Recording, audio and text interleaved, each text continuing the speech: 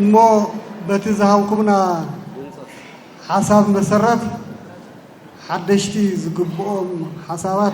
قندي يوم زولنا يوم مكاتيتنا مسرتاو تحستو نايت صحفنا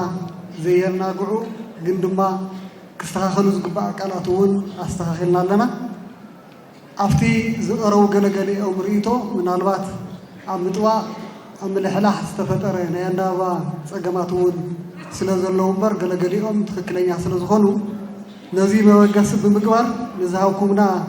أكاتيتنا حدش النجارات مالينا نتي صحف كمان دجنا عرينا بزينا لنا أقدرسين وسانين سلزغنا أفتي كنبب كلهم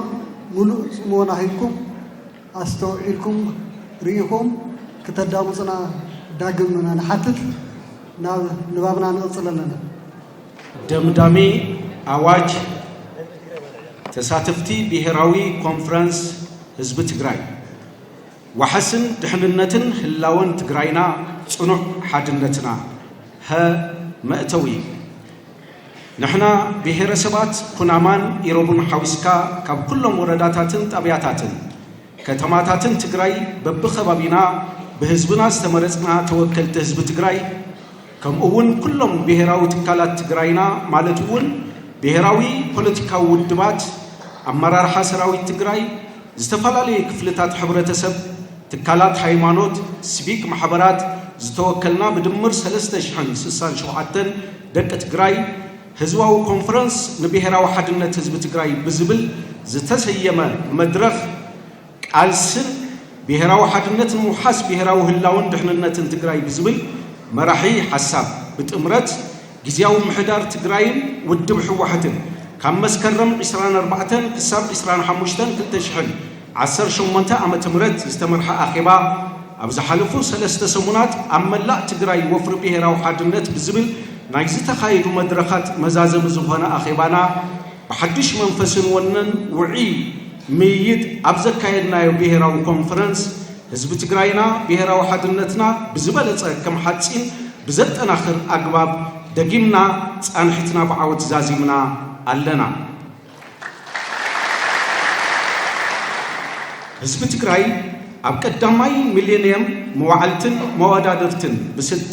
ብስልጣነ ቀዳሞትን ጠንካራ ወታደራዊ ዓቅምን ካብ ዝነበሮም ስልጣነታት ከምኡውን ብሔራዊ መንነቶምን ክብሮምን ናዋጋ ዓዳጋ ኣቅሪቦም ዘይደራደሩ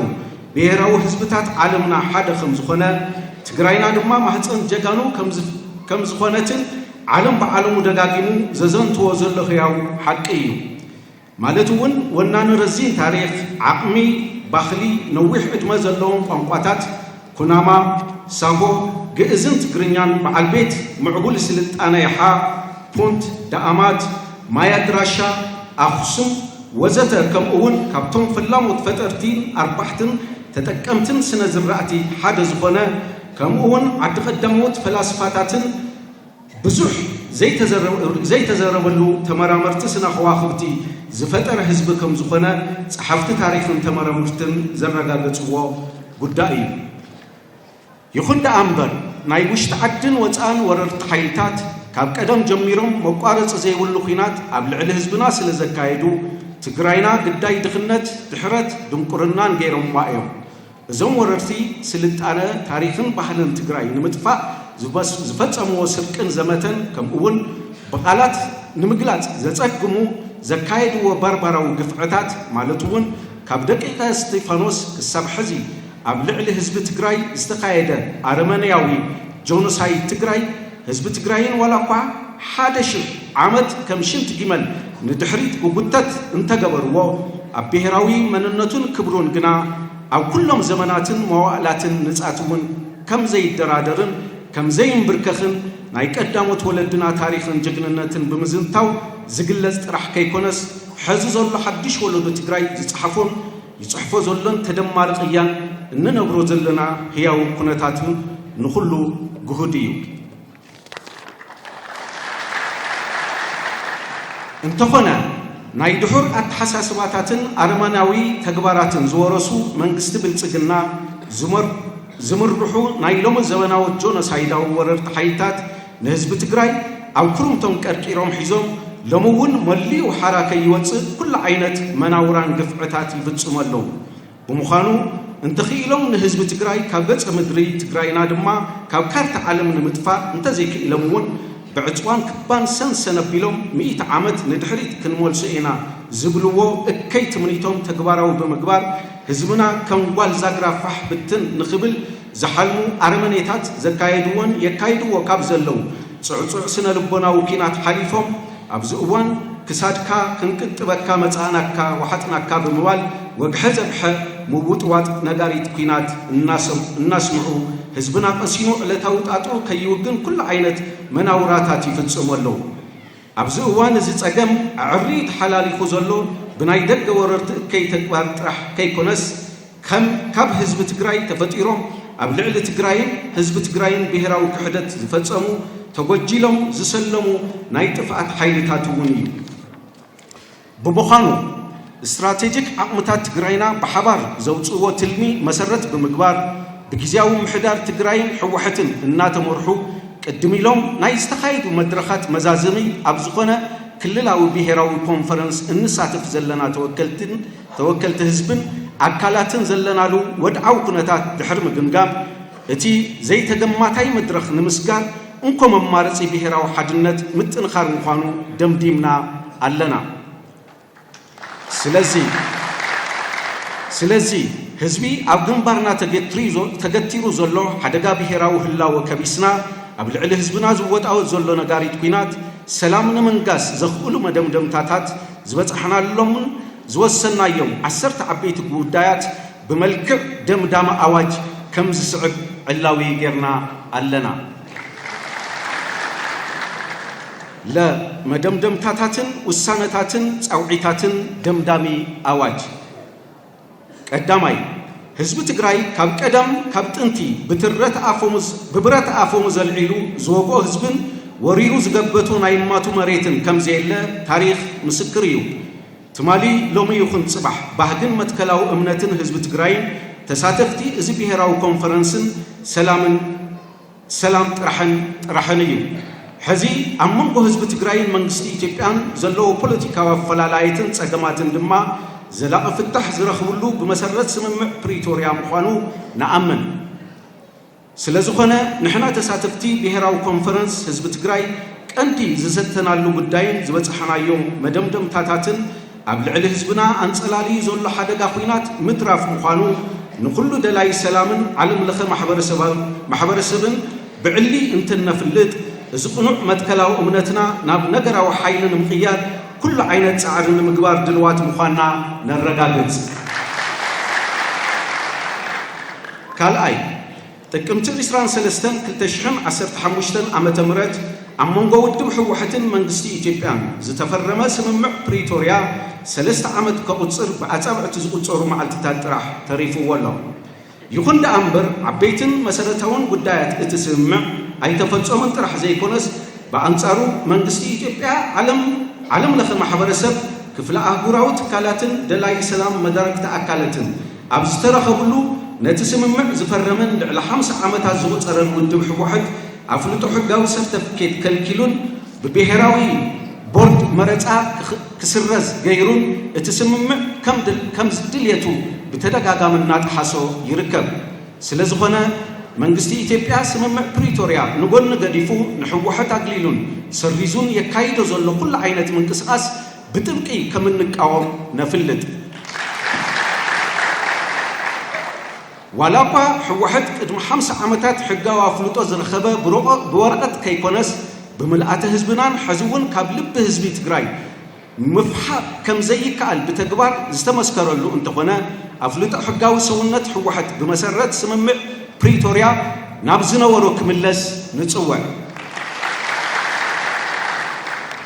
ሰለስተ ኣብዚ እዋን ቀንዲ ወራይ ህዝቢ ትግራይ ንዝሓለፉ 5 ዓመታት ብፀሓይን ንፋስን ቁርን ሓያል ዝናብን ክራማትን ኣብ ዝተበጣጠሰ ኣረጊት ቴንዳ ክነብር ተገዲዱ ዘሎ ልዕሊ 1 ሚልዮን ተመዛባላይ ህዝብና ኣብ ሱዳን ተሰዲዱ ከርፋሕ ናብራ ዝደፍእ ዘሎ ብዓሰርተታት ኣሽሓት ዝቁጸር ህዝብና ከምኡውን ወረርቲ ገቢቶም ኣብ ዝሓዝዎ ልዕሊ 40 ሚእታዊ ለኣላዊ ግዝኣት መሬትና بمحير بهراو عبللان يساق زلو هزبنا نمربتو كملس حراكو وصن مقباريو حلوف حليفو أبزو وان ناي تقراي ناي سواح تسفاز هنا تمزابالاي هزقان ودنا أبزو حلفو معالتتات بزبء تباليعو سنلبونا هزبنا سيرئيو نززخاي هزبنا زشكا من قطعان سنلبونا ندحر حزي فتسئمو كهلونا أيقبان بمخانو بمسرات سممع بريتوريا زتمزابلنا أبسدت يساقن زلو هزبنا دحننتو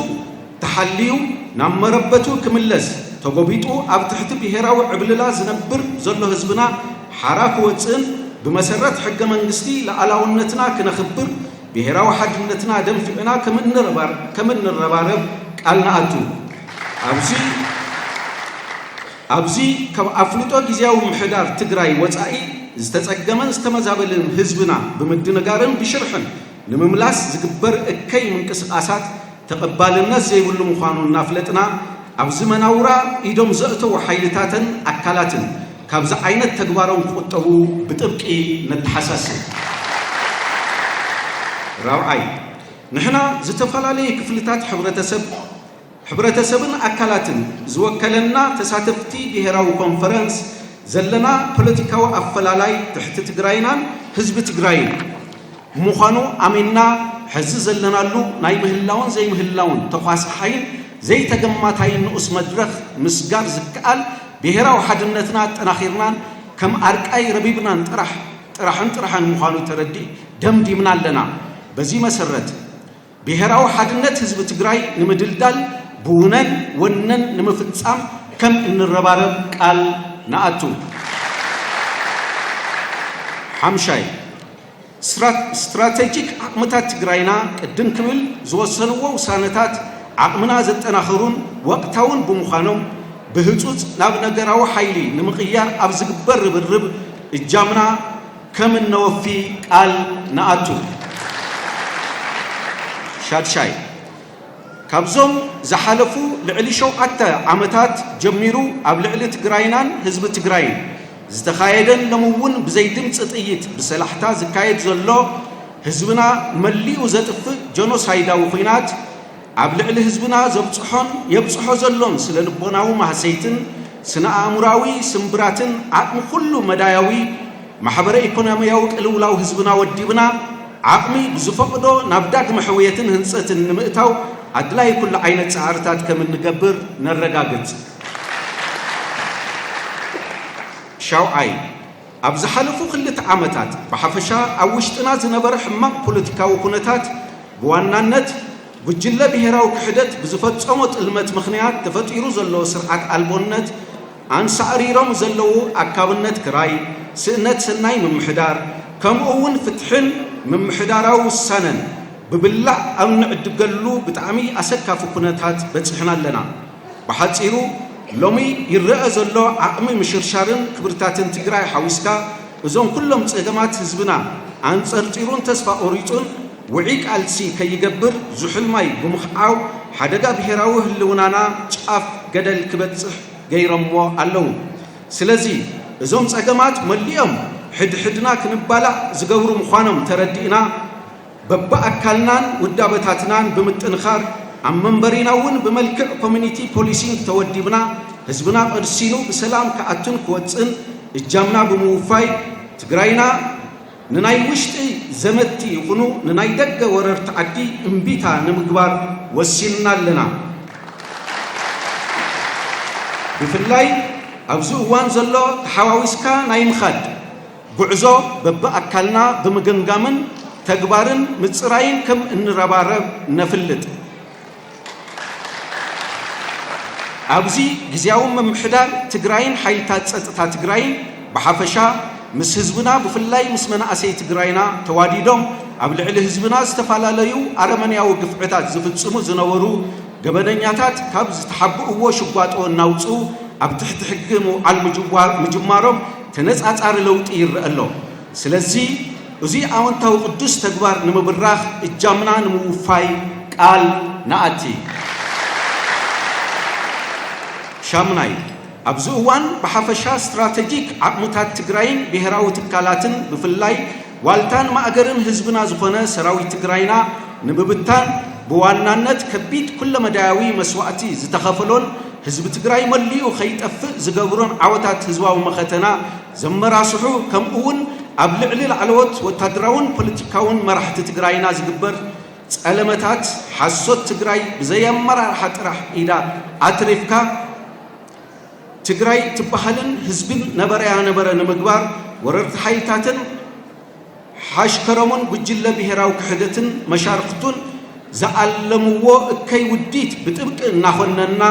ጊዜያዊ ምሕዳር ትግራይ እውን እዞም ነውሩን ንቡሩን ዘይፈልጡ ኣካላት ብሓፈሻ ኣብ ልዕሊ ብሄራዊ ትካላትና ብዋናነት ኣብ ስትራቴጂክ ኣመራርሓ ትግራይናን ብፍላይ ባዕለን በብደረጅኡ መስደምም ቅያም ሰሪሐን ጀጋኑ ዋዕሮታትን ሓየታትን ዝፈጠራ ብሓፈሻ ኣብ ልዕሊ ደቂ ኣንስትዮ ትግራይና ብቐንዱ ኣብ ልምዓት ጉጅለና ዝፈጸምዎ መሕፈራይ ግፍዕታት ሕዚ እውን ብውልቀ ብውዳበ ብሚድያ ስውር ኔትወርክን ዝነዝሕዎ ዘለዉ መዕነዋይ ናይ ጥፍኣት ጸለመን ኩለ መዳያዊ ጥቃትን ብሕጋዊ መንገዲ ስርዓት ንምትሓዝ ዝወስዶም ስጉምትታት ብምድጋፍ እጃምና ክምነወፊ ቃል ንኣቱ ታሽዓይ ቅድሚ ኣዋርሕ ህዝቢ ትግራይ ምስ ህዝቢ ኤርትራ ጀሚርዎ ዘሎ ርክብ ናይ ክልቲኦም ህዝብታት ድሌት እንኩሕርያ ሰላም ምዃኑ ንፈታውን ጸላእን ብግልፂ ኣርእዩ እዩ ስለዚ እዚ ርክብ ህዝቢ ንህዝቢ ሕውነትን ምሕዝነትን ሓቢርካ ምዕባይን ዘጠናኽር ዝተቐደሰ ተግባር ዘለና ናዕዳን ድጋፍን እናገለጽና ተጠናኺሩ ናብ ዝለዓለ ብራኸ ንኽሰጋገር እጃምና ከምነወፊ ነፍልጥ ርክብ ህዝቢ ንህዝቢ ምስ ህዝቢ ኤርትራ ጥራሕ ከይኮነስ ብሓፈሻ ምስ ኩሎም ብሄር ብሄረሰባትን ህዝብታትን ኢትዮጵያ ብፍላይ ምስ ጎራብቲ ህዝብታት ዓፋር ኣገው ኣምሓራ ከምኡውን ካብ ዝሓልፉ ብዙሕ ዓመታት ጀሚሩ መዕቑብን ምሕብሕብን ህዝብና ዝኾነ ርህሩህ ህዝቢ ሱዳን ርክብና ብዝበለጸ ንምሕያል ዓቕምና ዘፍቀዱ ኩሉ ንምግባር ወሲና ኣለና ዓሽራይ ለኣላውነት ንምርግጋጽ እንትበሃል ግዝኣታዊ ሓድነት ንምምላስ ጥራሕ ዝግለጽ ዘይኮነስ ህዝቢ ትግራይ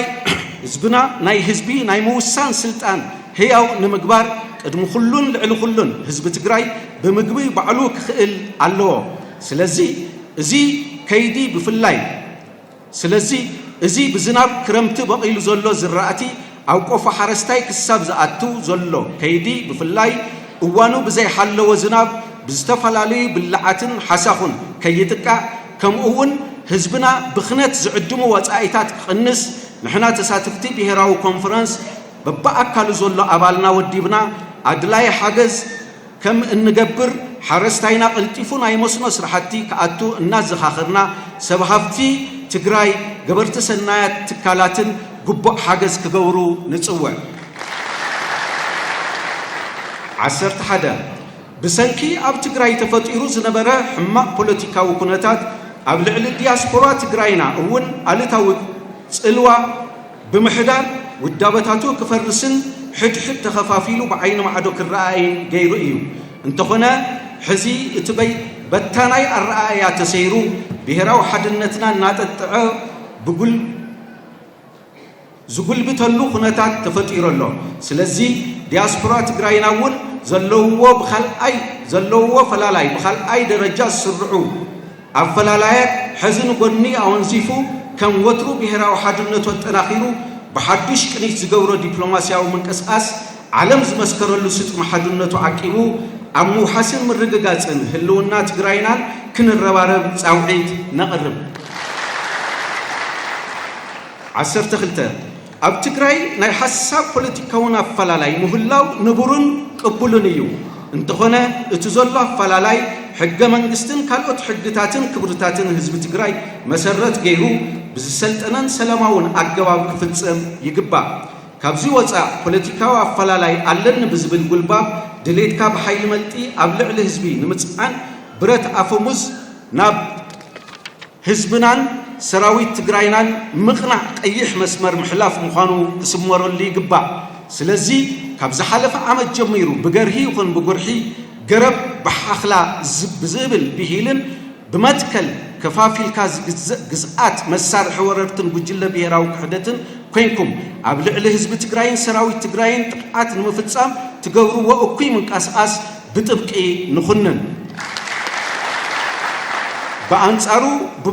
برات أفهموس العلكم زنبركم دك تجراي استراتيجيك عقمتات تجراينا زقرب لكم سأوعد تقبلكم تم كيد ليتكم نمر وايكت كبلو عدناكيرم أوافيرم خم زنورو كدعاتن تلاماتن شرحي ترديكم ناب عدكم تجراي مملاسكم إننا عدنا أو استرفكم دما تسليم تاريخ تحفكم كاب تحلفو حزون أيرفدن لكم ناب حزبكم كتملسو نحنا تسفا تساتفتي بهراوي كونفرنس بسم حزب تجراي دقيمنا سأوعدنا أن نقرب وديت الآن بجلة بهراوي كحدتن بتأت اسكم كم تملسو تسفا بمقباري عصر سلسته بدمن عصمتن حزب تجراي استتريا أبوشت عد زلوا ميدياتات تجراي أوزع خوينام بساتلاي زم حلالفو ميدياتات بولكان بجلان توديوم حزواو مختنا عم عوات زتربارونكم يوتيوبراتن نتفتو أونلاين ميديان دك تجراي كم أون سموياس نتبابن كي نتبابن تجراي زتتعوتكم وان تتعوتوا وزلهم متكاتا زي بلو ترى أبتاريخ حزب تجراي نايبعلو فولي بوتحيزو ولداتات النات تبابل وزنبر هياو تجباريو حزون أقاتبنا زل حدقا بهراو هلاو نمخواس عزوز تراكم تتعوتون حنا تساتفتي بهراو كونفرنس نتعاممنينا بأنصارو كاب صباح سممع بريتوريا جميرو كساب حزي أنصار ربحة تجراين حزب تجراين تطويلكم حزب تجراي بخباوياونت تخفافيلو حدو كتشافاچفن بهراو تكالاتنا كفرسو بقندو عبوتات حزباو مختنا صلولو እናለخخم بمنشاو مرزام زربا صليت تنزحو ميدياتات تاريخ يقرا زي يبلو بسلا تعرفوهم زلهم تغنزيكم كابزي تكباركم كتقطبو نصوا ጊዜያዊ መምሕዳር ትግራይ ድማ ኣብተን እንኮ ጥሪት ህዝቢ ትግራይ ዝኾና ሚድያታት ቅልጡፍ ምትዕርራይ ንኽገብር ግቡእ ኣመራርሓ ብምሃብ እዘን ሚድያታት ኣብ ጎኒ ዘይተዛዘመ ህዝባዊ መኸተና ክስለፋን ሙያዊ ምግባር ጥራሕን ተኸቲለን ክሰርሓን ኣድላይ ዘበለ ፃዕሪ ክገብር በኣንጻሩ ኣብ ናይ ጥፍኣት እከይ ተግባር ተሸኺሎም بسم نزعنت ميديا معنا واي تجبارهم نمقتصال قبل على زوسنو أكلات ميديا جزاو محدار تجراينا زوسلو حجاوسو قمتي بمدقاف الجامنا كمن نوفي نحنا تساتفتي بهراو كونفرنس قال نأتي سأوعيت نستفالاليو أكلات سأوعيت نهزبي تجراي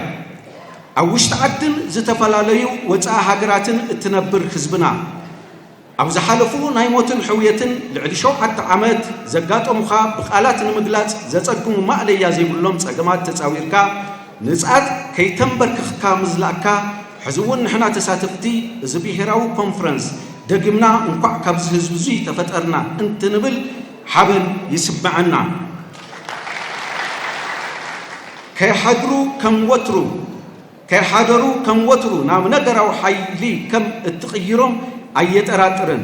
أبو تجورم رب دمان حنا تساتفتي بهراو كونفرنس جنبارك قدام كنا جامنا كمن نوفي نرجع بتسأل كانوا فتو بزاقات أمي بقولجلا بهراو كحدت جهو تتحسكاز نبركا نبراي زوادبو تجراي حزبنا كم مسمر مكا فتح كيبلكا بزجبركا يمريك علشي بموساخا كم أول أبسدتن أب تحت وررتم كينكا بصنعتك على زلخا نبراي زوا معرب تجراي حزبنا التجبرو زلخا تقادلو زلنا خبري انت نقلص حابن يسمعنا سأوعيد نسراوي تجراي بحفشا والتان ما أقرن تجراين حزبنا زخنكا سراوي تجراينا أبزوم زحلفو حمشت عمتات قري هارور نفاس تميت أركان بحجيرو تفتراون سبسرحان سأقمات كيف تحقا أمامات هزواو مختنا بعوت كي تخنبتو ويفتخ إلكا التطورم صدرا بيتكا قدفكا مرآن درآن دحر عوت إلكم أما سرعهم زلخم ولدنا عاتنا عواتنا وعروتاتنا حياتاتنا دق تግራይና መዘና አልቦ ጽንዓትኩምን ጅግንነትኩምን በአግባቡ ብዝምጥን ቃላት ንምግላጽ ዋላ ዘጸግም እንተሆነ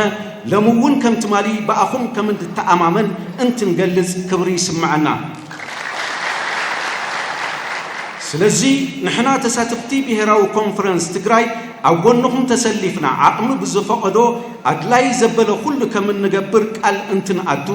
በበደረጁ ዘለኹም አመራርሓ ወዓሮታትን ሓየታትን ሰራዊት ትግራይና ድማ ውሳኔታትና ብዝግባእ ተረዲእኹም ተግባራዊ ከም ትገብርዎ ንተአማመን ጻውዒት ንግዚያዊ ምምሕዳር ትግራይ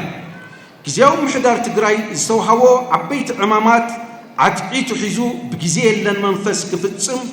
እናሓተትና ካብ ዝሓለፈ ዓመት ጀሚሩ ብሔራዊ ትካላትና ማለት እውን ከም በዓል ትእምትን ማሕበር ልምዓት ትግራይን ሓዊስካ ብስትራቴጂክ ዓቅምታት ትግራይና ዝተወሰኑ ዝተፈላለዩ ዓበይቲ ጉዳያት ብእዋኑ ስለዘይተፈጸሙ ሓደጋ ብሔራዊ ህላውና ንኽጋደድ ምኽንያት ይኾኑ ኣለዉ ስለዚ ግዚያዊ ምምሕዳር ትግራይ እቶም ውሳነታት ግዜ የለይ መንፈስ ናብ ነገራዊ ሓይሊ ክቕይሮም ንጽውዕ ጻውዒት ንውድብ ሕዋሕት ኣብ ዝሓለፉ 50 ናይ ጽንዓትን ቃልስን ዓመታት ዓወትን ዓመታትን ሕዋሕት ምልኣተ ህዝቢ ትግራይ ኣብ ጎኑ ኣዕሲሉ ታሪኽ ንዘለዓለም እናዘንተወ ዝነብር ኩለመዳያዊ መስተንክር ቅያ ከም ዝሰርሐ ህያው ምስክር እዩ እንተኾነ ብሓፈሻ ኣብ ዝሓለፉ ዓመታት ብፍላይ ኣብ ጽባሕ ምፍራም ስምምዕነት ፕሪቶሪያ ጀሚሩ ብፍላይ ኣብ ውሽጡ ተሸጉጡ ብዝነበረ ከዳዕ ሓይሊ ኣብ ጫፍ ምብትታን በጽሑ ነይሩ እዩ ይኹን ደኣምበር ህዝባዊ መስመሩ ዓጥቂቱ ሒዙን ወናኒ እቲ ውድብ ዝኾነ ካብ መትከሉ ፈተኽ ዘይበለ ጽኑዕ ህዝቢ ትግራይ ኣብ ጎኑ ሰሊፉ ናይ ሞትን ሕየትን መሪር ቃልሲ ገይሩ ኣብ መበል 14 ውድባዊ ጉባኤኡ ህልውንኡ ኣረጋጊጹ ካብ ጠቕሊልካ ምፍራስ ድሒኑ እዩ እንተኾነ ሕዚ እውን ኣብ ኣመራርሑኡን ኣባላቱ ዝረአዩ ማለት እውን ኣካብነት ክራይ ሓዊስካ ኩሎም ዓይነት ሕመቃትን ብዘይ ምሕረት ተቃሊሱ እዚ ታሪኻዊ ውድብ ክልተ ስጉም ንቅድሚት ንኽምርሽ ውሽጣዊ ቃልሱ ኣጠናኺሩ ንኽቕጽል ንጽውዕ ጻውዒት ንብሔራዊ ውድባትን ሲቪክ ማሕበራትን ኣብ ውሽጣዊ መኸተና ግቡእኩም ዝፈጸምኩም ብሔራውያን ውድባት ትግራይ ትካላት ሃይማኖትን ሲቪክ ማሕበራትን ከምቲ ትማሊ ኢድኒ ተተሒዝና ትግራይና ካብ ሙሉእ ጥፍኣት ዘድሐና ሕዚ እውን ገጢሙና ዘሎ ሓደጋ ብሔራዊ ህላወ ንምኽፋስ ንሕና ተሳተፍቲ ህዝባዊ ኮንፈረንስ ብሔራዊ ሓድነት ህዝቢ ትግራይ ብዝበፅሕናዮም መደምደምታታትን ውሳነታትን ኣብ ልዕሊ ህዝብናን ጸላልዩ ዘሎ ኩናት ንምትራፍ ምዃኑ ተረዲእኹም እጃውኩም ክተወፍዩ ንጽውዕ ጻውዒት ንብሔር ብሔረሰባትን ህዝብታትን ኢትዮጵያ መትከላዊ እምነት ህዝቢ ትግራይን ተሳተፍቲ ብሔራዊ ኮንፈረንስ ህዝቢ ትግራይን ሰላም እዩ እንተኾነ ህዝቢ ትግራይ ጥራሕ ሰላም ስለ ዝበለ ሰላም ኣይነግስን ከም ዝፍለጥ ኣብ ዝሓለፉ ልዕሊ 7 ዓመታት ብሔር ብሔረሰባትን ህዝብታትን ኢትዮጵያ ሰላም ሓሪምዎም ኣብ ዝኸፍአ ሕሱም ናብራት ሒሎም ከም ዘለዉ ህዝቢ ትግራይ ይኹን ንሕና ተሳተፍቲ ብሔራዊ ኮንፈረንስ ንፈልጥ ኢና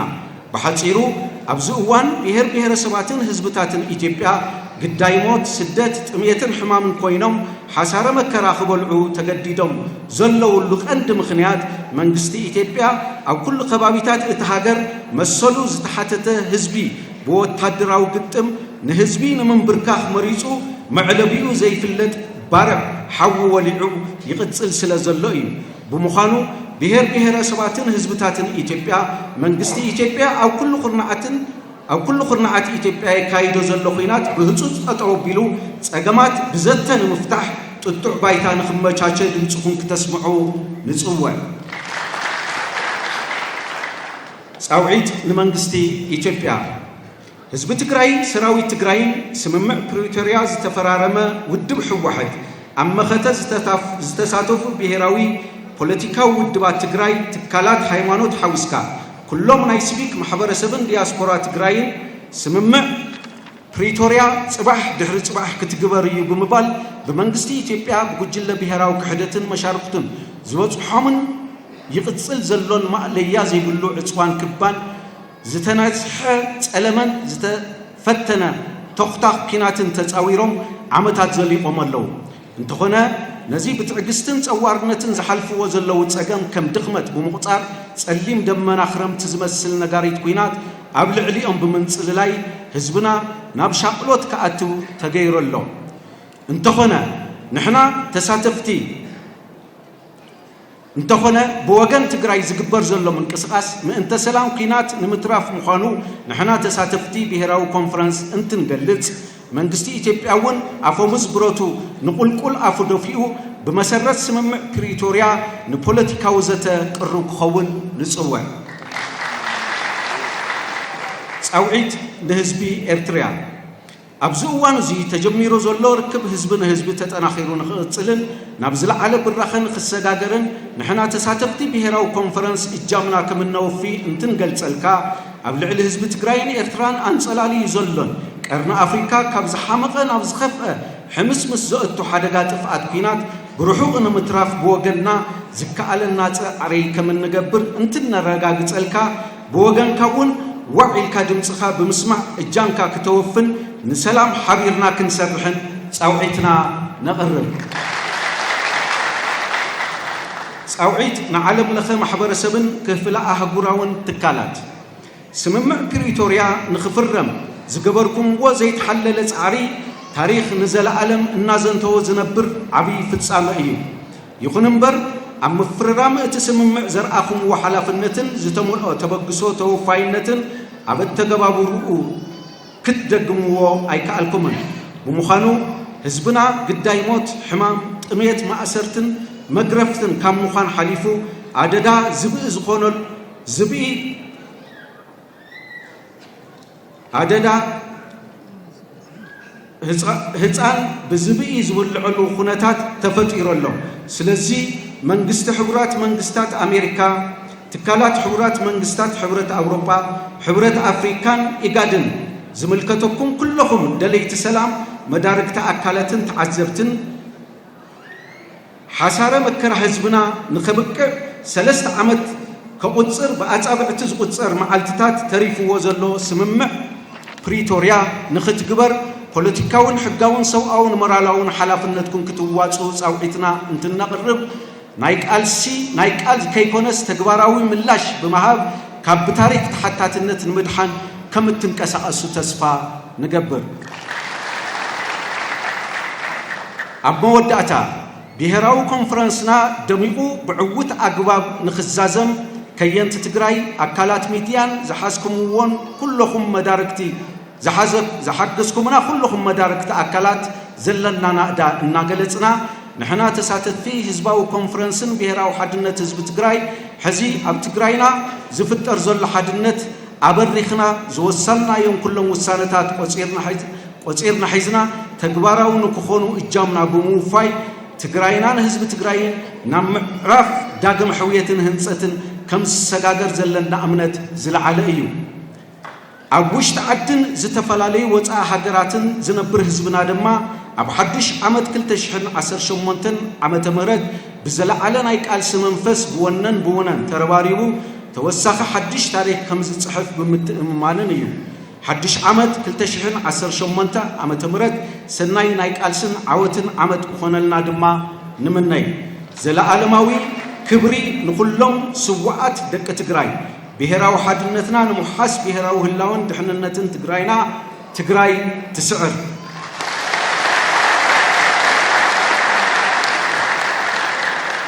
ተሳተፍቲ ህዝባዊ ኮንፈረንስ ብሄራዊ ሓድነት ህዝቢ ትግራይ መስከረም 25 2018 መቐለ